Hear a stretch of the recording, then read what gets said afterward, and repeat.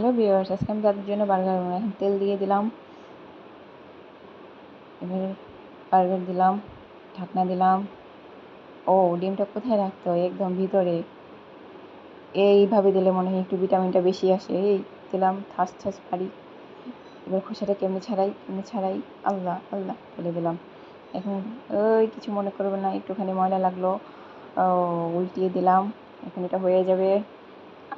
ময়লা সহ তুলে দিলাম। এখানে একটু সস দিয়ে দিলাম ডিমের উপরে। আমি একটু খেয়ে নিলাম, কি মজা। উল্টে ফেললাম, হয়ে গেল আমার বার্গার। এই যে ছিলে ফেললাম, এই যে ডিমটা দিয়ে দিলাম। এই যে আমার বার্গার রেডি।